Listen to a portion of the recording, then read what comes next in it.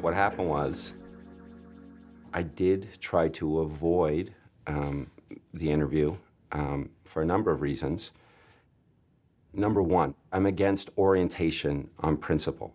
You know, when you think of the kind of impish fervor that you apply to devising and designing the opening shot of a movie, how you take an audience who doesn't give a shit at all and make them give a shit, you know, that the sort of challenge of that, you know, is counterintuitive to then, you know, orienting people, which is essentially lubricating them onto the right frequency to feel like they're in good hands. I mean, I remember when we did the Canadian television accompaniment for Frownland, they asked you to do some type of introduction for the work, and instead you wanted to shoot this kind of homage to the public access show Doo Doo Dollar, and where we spread dog shit on a dollar bill and filmed. Yeah, when I was 13, you know, I went and my grandparents had moved into the city, and I went and stayed with them. It was the first time I'd ever seen public access television. And the first, I mean, I got to the channel, and it was in the middle of this show called Doo Doo Dollar, where it was essentially just somebody had set up a VHS camcorder across a city street and then had coated the underside of a dollar bill with dog feces and placed it down on the ground. And the entire show was just watching people pick it up and either they were repulsed or else they put it in their pocket, you know? What were you doing leading up to making Frownland? You know, I decided like maybe when I was 18 that I was going to make a movie independently. You know, that was at the time, you know, when there was this wave of all the, you know, these independent Sundance movies that had made their way into the mainstream.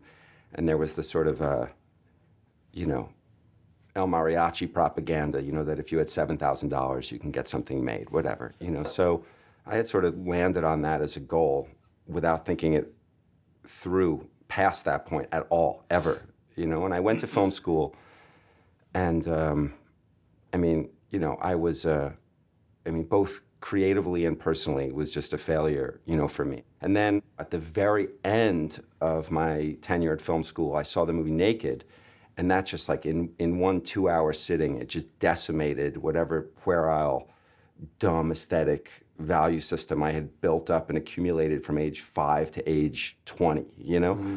That was the first Mike Leigh movie you'd seen? Yeah. When I got out of school, you know, that film conjoined with just a general, just steady diet of toxic media that I was feeding myself. What was I reading? It was Crumb. I mean, he's an evergreen. He had sort of delineated this potent way of articulating whatever, the human condition, you know, where you have extreme arrogance on one end of the spectrum, and then you have, you know, like abject self-loathing on the other side, and together they create a kind of like nasty checks and balances system that keeps a person not humble, but from being a rampant asshole, but also at the same time sort of puts a cap on their ability to sort of achieve any kind of like spiritual enlightenment or anything like that. So, you know, I had Crumb, I was reading Louis Ferdinand Céline, I was, you know, Dan Clowes' 8 Ball, Peter Begg's Hate, those first maybe 6 issues of Joe Matt's work. Mm-hmm. I mean, he was taking autobiography and self-flagellation as far as you could possibly go. It sort of blew my mind, and at that point, I was trying to build my own approach and just try to isolate what my own mental fingerprints were, and I never thought, unlike you know, I was avoiding making movies. I knew I was going to make a movie, but I was too afraid. I was too chicken shit to just sort of practice. Instead, I was just treating my life like it was a big, giant sack, and I was just collecting, you know, every experience I had that I thought, you know, would be relevant to a piece of work, and just collect it in the sack until the sack was filled up and I might have enough money to go about, you know, making something. And, you know, the money never came, and I guess that sack was getting bigger. I had this friend, and she was doing real well. This was like the early days of the internet, where all these, you know, every company in the world needed a website. Even like Snickers needed a website. I mean, things that made no sense to me. And so she worked for this advertising company for the internet. And I told her, how was I going to make a movie? I had no money. And she, without even telling me, she lied to her employers and said that, you know, that I was a seasoned copywriter. And so I got a call from this company saying, we need a copywriter to go to Sweden in 3 days write, you know, whatever, to write all the copy for this airline website. So I went. I just went on the internet and I just went to all these like pharmaceutical companies. I just basically just fashioned my own portfolio with all stolen copy, and I sent it off. I was like, and 3 days later, I'm on a plane going to Stockholm. Wait, you sent that to them as like part of your portfolio? I mean, I just made up a portfolio. And I get to Stockholm, and then I realized it's not that I'm a good writer. It wasn't like I was pleasantly surprised by my own skill set. It's just that, you know, everybody like everybody there spoke English immaculately, much better than Americans because they studied it. You know, it wasn't just grandfathered into their minds, you know. And, but because I was American, nobody was going to call me on my English. So as sloppy as it was, as calm as all over the place. But they kept me on for a full year, and I figured, well, I'll stay on for as long as it takes to make the money that I thought I would need to get this project off the ground. And that's what happened. You know, I quit, you know, when I hit that certain number that I thought I needed, which wasn't the right name, and it wasn't anywhere close to what I ended up spending. But I came home, and then I just, you know, I started making the movie. So I think about like making good time. All in all, it was probably like 19 months from conception to Cannes Film Festival almost. Using those terms, how would you outline the duration of shooting Frownland? I mean, not including... Well, obviously not including going to Sweden and you know, okay, so from the filling moment, the basically bank. from the moment I started working with Dory in a decisive way, to premiering at South by Southwest, let's see, 6 years. Three of which were shooting. Right? Oh, I remember hearing actually that you guys you were filming during September 11th, no? Yeah, we had just started before September 11th. So you were shooting on September. You were shooting on 2001. $30,000 was this number that was thrown around, you know, all through like the early 90s, you know, like Clerks and Slacker and Brothers McMullen, whatever. They were like $30,000. You need $30,000 to make a movie. So yeah, when I had $30,000, you know, I left Sweden, you know, and I came home, and maybe I had more. I had a little more. I think I realized I needed money for equipment too.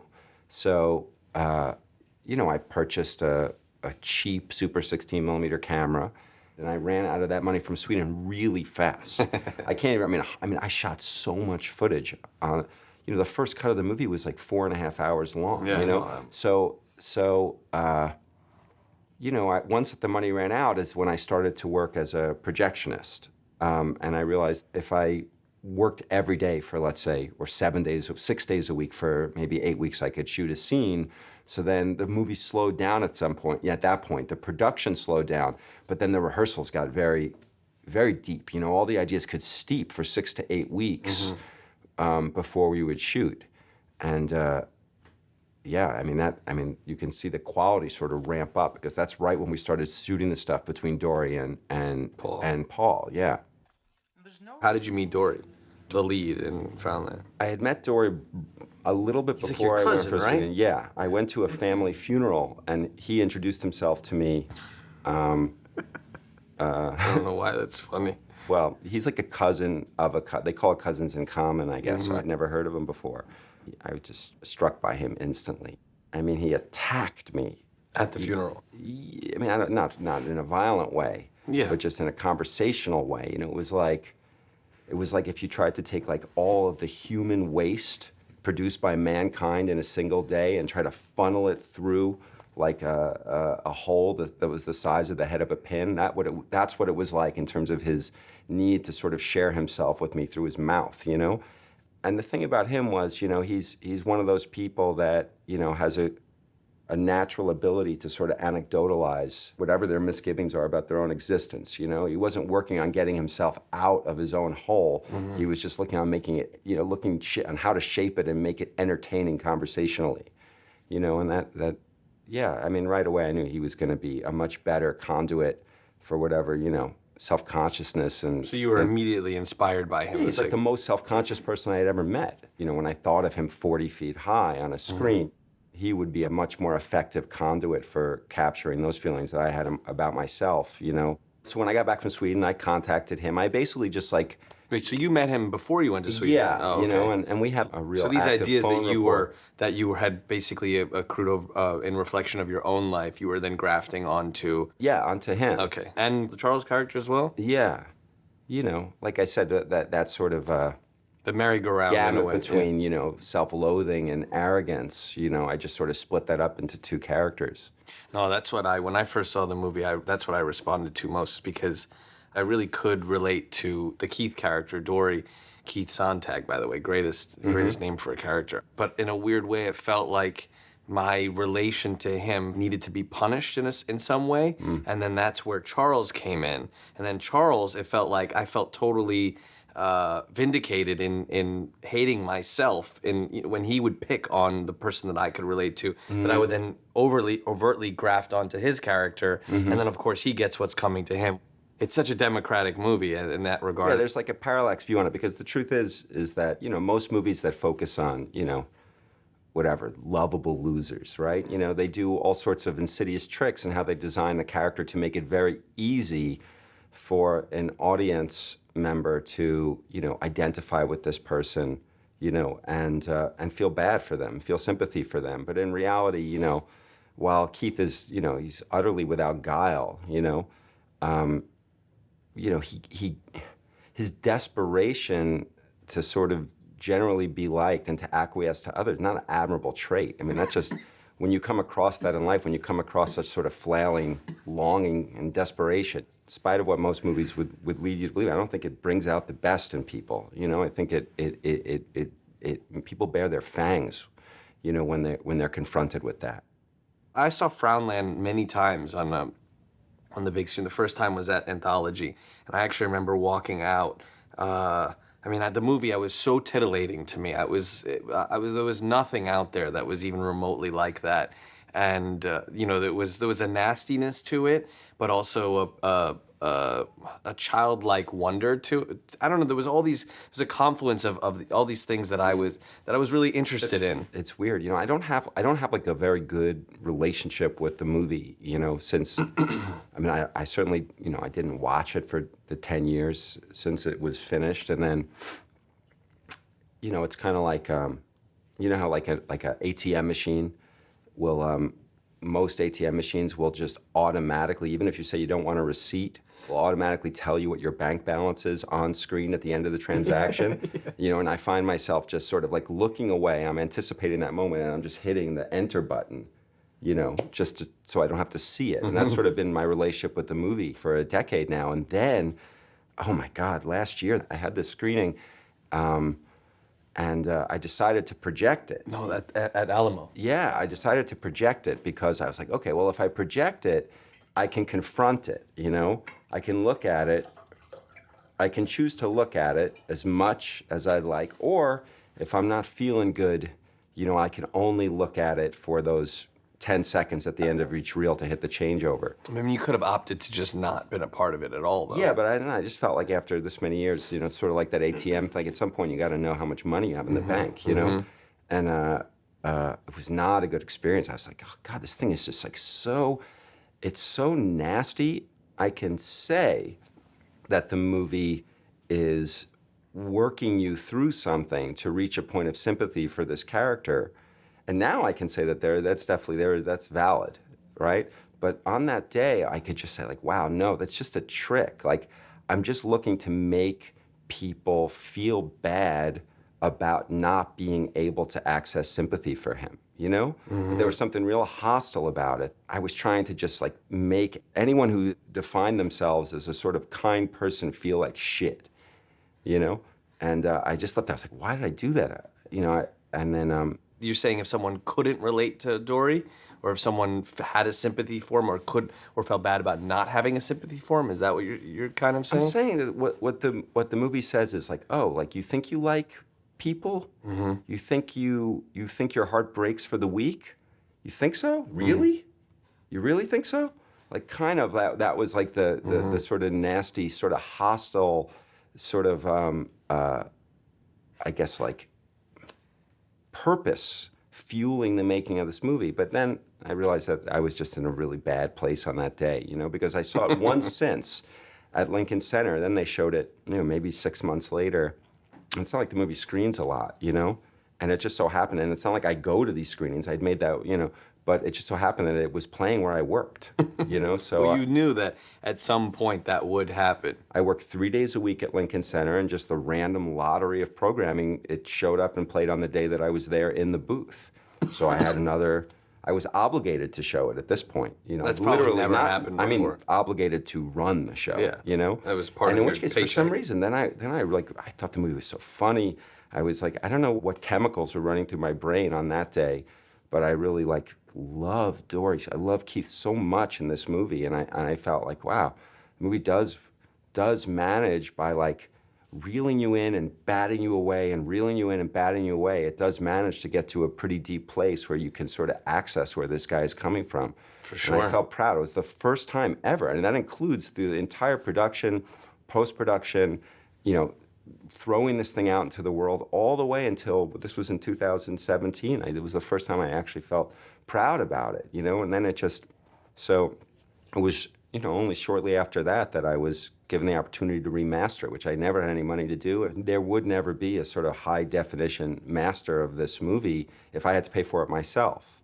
And it was great until I got in front of it, because the thing is that, the movie was mostly shot on a very short-lived Kodak stock that was 800 ASA, and the big sort of advertising slogan for that was that you could shoot a black dot in a black cave. Yeah. But really, it just made everything look like a gray, pointillist drawing, That stock was not reliable. I mean, they ended up discontinuing. I don't think the industry wanted it at all. I don't know many people who used it, and I can see why. It was just each roll just had a completely different quality to it. And when it came time to, regardless of how much light there was, and when it came time to do this upgraded, 2K scan, suddenly all of that grain, which looks good to me when the film was projected, and was kept at bay when the film was scanned at standard definition, suddenly it looked like a swarm of angry bees had descended onto the movie, like attempting to murder the cast of the film, So, I mean, there's some kind of quality to it. Obviously, the first time was probably the most memorable when I saw it in Anthology, and I remember walking out afterwards and I got stuck in the little exit with Sean, and I didn't know Sean that well at that point, and Andy Betzer, and they were fighting about timing lights. And I remember kind of vaguely hearing Sean be like, you pump too much purple into this thing, and I remember him getting into a real fight with this guy, and I remember it feeling like some type of keyhole into my immediate future in a weird way. It's this idea of because I had worked with friends, and of course there's a struggle, but there was a struggle between Sean and Andy in regards to this project that seemed like something I needed to get closer I have to. to stop you for 1 second. Why?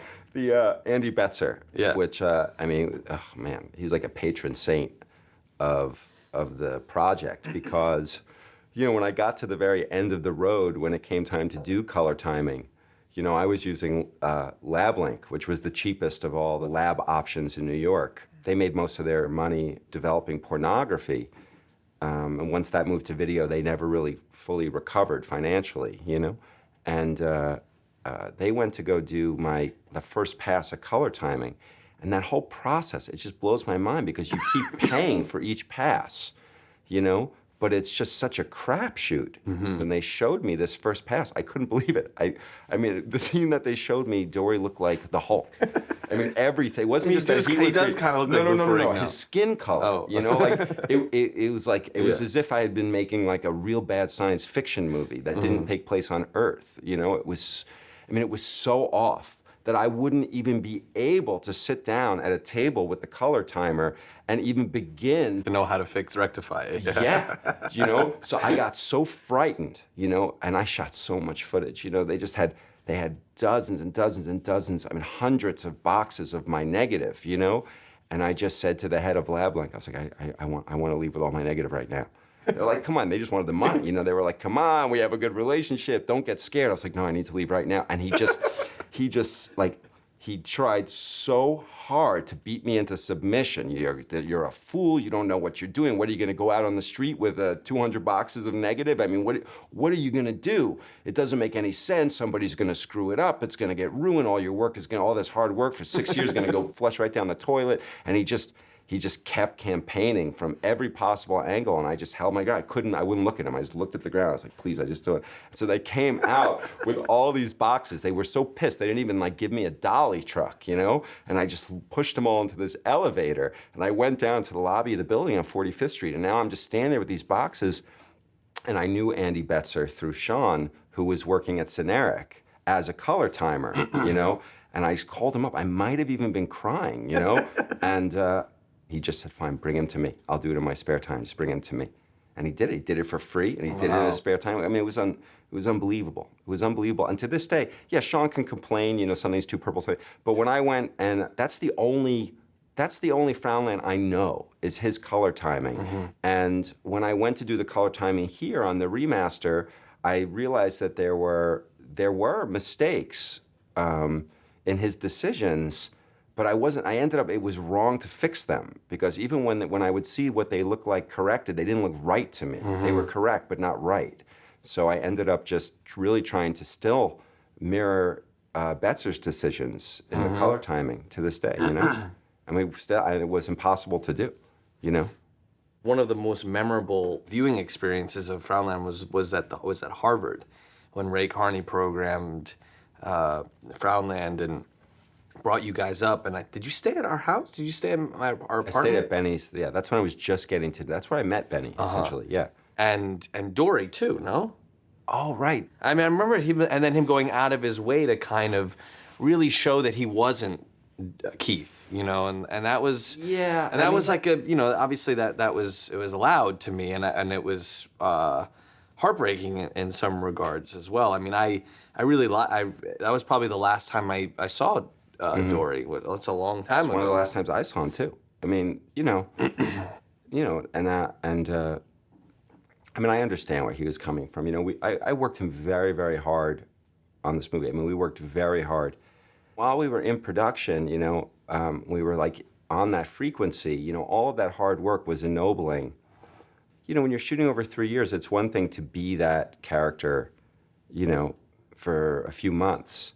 But after 3 years, you know, and especially since like his confidence and everything, all these things were evolving while we made the movie, you know, you don't want to have that haircut for 3 years, you know? Yeah. I mean, I understand. I understand he wanted to, you know, assert his own identity. And once the, I mean, there's a lot of complications to why, I mean, he doesn't talk to me, you know. He doesn't talk to me anymore, but... When was the last time you spoke to him? Well, I wrote him to, you know, we've been playing like leapfrog with one another in terms of when we're ready to communicate to one another, and it's never really fallen in sync.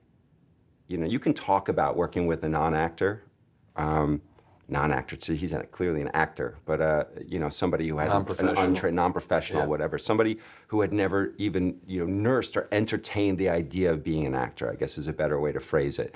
When you're working with somebody like that, you know, normally, you know, there are two things that you're sort of capitalizing on and exploiting when you're working with a performer. I mean, hopefully you're paying them, right? So they're locked in that way, you know, and also you're capitalizing on sort of self-optimizing, like careerist self-interest, right? You know, when you're working with a non-professional, you don't, and in my case, not paying at all, you know, what is it that's going to glue them to the project? Again, it's not career or self-interest, it's belief in the project, you know? And what's belief? I mean, that's a very mercurial thing. It's shifting and changing all the time. And when you're shooting over 3 years, you know, the role of the director, you know, in that case is kind of, in a kind of like insidious way, you know, you have to do all sorts of invisible, manipulative things to keep that belief intact. And boy, you know, suddenly like all the positive elements in terms of like all the attention you've given to this person creatively and all the attention they give him back, it just suddenly it becomes jaundiced in some way. I think that's what happened with Dory and I. Like all that hard work and all the sort of love we directed at one another and we put into the movie, like somehow just like yellowed, you know, and to the color of bile, you know, once the movie was done. I mean, I'm doing my best to, you know, to articulate it, but I don't fully understand it. You know, I'm just trying to see it from his point of view. The scene where Dory is constructing the letter at the internet cafe. Here you're watching this man who can't string together a sentence verbally in front of someone else, but then you actually see him construct a very well-written, basically small letter. I remember it being very loud to me, being like, wow, he can organize his thoughts. He's just trying, yes. I mean, that spoke to me. It's pathetic. That scene is pathetic, I'll tell you. You know, at the time, oh God, when I was going back through my journals, you know, I was in a terrible relationship. I had been, you know, my first sort of adult girlfriend, you know, was someone I was living with for a short period of time during that period where I was trying to figure out what kind of movie I wanted to make. And she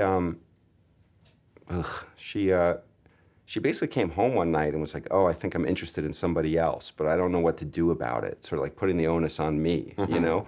And God, I was like, oh, that attempt to feign, you know, integrity just was very difficult for me. And I think I said, all right, well, you know, what I'm going to do is, you know, I'm going to remove myself from the apartment. You clearly need time to think. And I'm going to remove myself from the apartment. I'm going to give you a week to think about it. And I just thought it was like a cheap salesman tactic, you know? Like, you need to think if you really want this, because I could just sell it to somebody else. Like, pathetic. And then I realized, well, I had nowhere to go. So I moved back to my parents' house for that week on Long Island. Oh, God, it was so pathetic. I was interning for the New York Film Festival at the time. And I went up to this woman that worked there. And I asked her, if she would read basically if she would leave a message on my answering machine in the apartment where now my girlfriend at the time was, just being interested in me. Hey, Ronnie. Hi, would you call me back? I mean, very simple, just so that the idea would be that my girlfriend would come home and hear this message and be like, oh, wow. You know, like it would just, like body check her out of the sense of control that she had over the situation that I'd given her, you know? And so, yeah, in a way that really doesn't make a lot of sense, I guess. Did she do it? This woman did it? I mean, it really was pathetic. It was pathetic, and she did it. And the story ends there. The story ends there. I want to know if did you follow up on it? You definitely followed up on it. I didn't play at that many festivals. You know, the movie was received in a very hostile way, but it did, you know, a consensus start to form around it, you know, and that was great. That was great. My life completely changed. I mean, completely. You know, anything good that's happening in my life right now outside of, you know, even my wife. I wouldn't have my wife if it wasn't for making that movie. Like, anything good in my life came from making the movie, you know. But that coupled with my own insecurity and the fact that I didn't feel like I had a skill set that I could scale, you know, put me in a weird position where I just started making another movie with no money again. Just figuring, all right, I'll just keep doing it and building momentum and then hope that the money comes in some magical way by the point before the movie sort of sours like milk, before it hits its expiration date. And I have like probably like 200 gigs of rehearsals on hard drives. And yeah, I find those edited rehearsals to be as good as most movies that people put out into the world. But the thing is that the movie, and also don't forget that a huge part of those filmed rehearsals, it were monstrously informative to Good Time. I mean, literally one character came from that. Was just like literally ripped out of that project and grafted onto Good Time. For sure, it just so happened that we got into a situation where we discovered we write very well together. Benny and I discovered that we edit very well together, and it's nice because really that just allows me to, you know, live in the realm of ideas and not have to deal with the parts of the process that I that I don't want to deal with, not have, Personally, I know working through ideas with you, I've always found that, you're able to at least direct me to a greater idea. If I come to you and I say I have this idea, you can at least help guide me to at least come at it, come to a greater No, place. no, And like, I mean, there's certain, this idea of you being fearful of a controlled environment, that is directing a movie, even as uncontrolled as it can be, I think has started to wane, and I think that Yeah, I so don't know. now I, I'm I left. can see that you. I can see that you want to make another movie. Maybe. In terms of a At direct, I least- mean, at least when I say fear- would make another movie, I'm not taking away. Obviously, Daddy Long As Heaven Knows When Good Time, because that was you making another movie just with us. You know what I mean? It was a different. We'll see. Once I can sort of take the fear, quotient away from it, then I'm left with, well, do I want to? I was a very manipulative person making Frownland. I wasn't nice, and definitely lost friendships over it. And, caring about whether people like you or not, it's a bad trait to have if you want to have a career.